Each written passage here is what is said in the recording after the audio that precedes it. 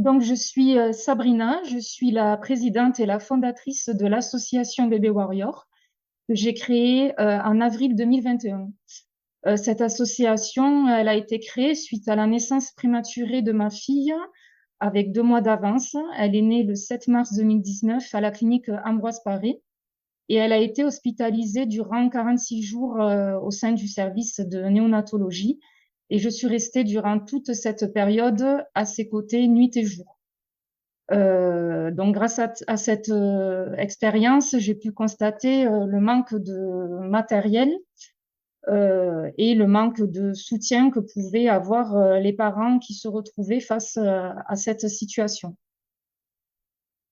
Du coup, j'ai décidé de fonder l'association Bébé Warrior et l'axer sur 2 axes pour le moment et un troisième qui va être en cours d'élaboration dans les mois à venir. Donc, le premier, c'est un soutien qui est plutôt matériel, avec la mise en place d'un sac de naissance adapté au bébé prématuré.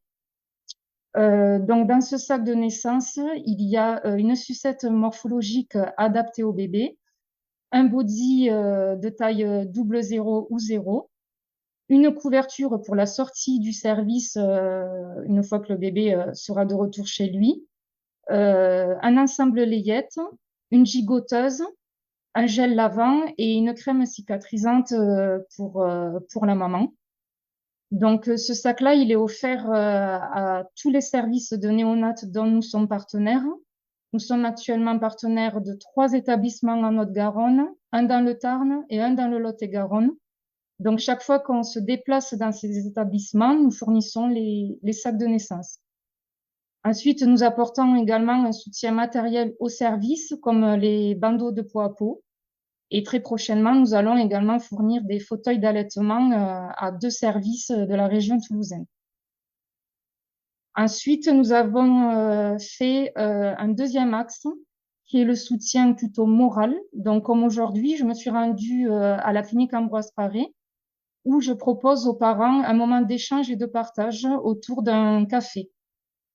L'idée de ce moment d'échange, c'est de pouvoir permettre aux parents de parler librement avec moi, déjà parce que j'ai été confrontée, donc je connais un peu le système et le milieu. Et pendant 2 heures, nous discutons librement de leur séjour, de leurs doutes, de leurs peurs, de leurs craintes. J'essaye de les conseiller sur des questions vraiment auxquelles je peux répondre, auxquelles je peux répondre. Sinon, je les redirige ensuite vers les professionnels, soit du service ou extérieurs. Comme aujourd'hui, j'ai pu dire à une maman d'aller plutôt vers une PMI parce que cette maman avait des difficultés personnelles. Donc ça, c'est le deuxième axe de l'association et un des plus importants car celui-ci me permet aussi de récolter, grâce à un questionnaire, les besoins des parents. Et je me permets également de les contacter quelques mois après, souvent pour avoir de leurs nouvelles. Donc, j'arrive aussi à créer un réseau avec ces parents-là. Et donc, le troisième axe qui va être mis en place prochainement, c'est un comité scientifique au sein de l'association qui regroupera des professionnels et où, à l'intérieur, nous allons créer des articles en lien avec la prématurité. Donc, il y aura des articles, il y aura également des vidéos, des témoignages, parce qu'il m'a été beaucoup remonté par les parents un manque d'informations de manière générale sur des sujets de la prématurité. Donc, ça peut être qu'est-ce qu'une menace d'accouchement prématuré, qu'est-ce que les appareils qui entourent le bébé, qui sont les professionnels qui sont dans les néonates.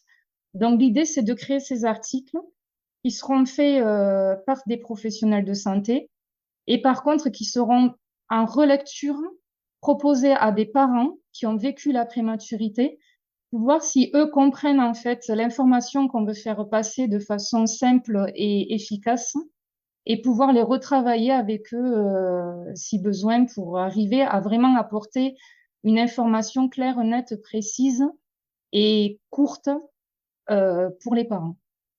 Voilà les trois axes de l'association et l'association, en gros, voilà ce qu'elle fait.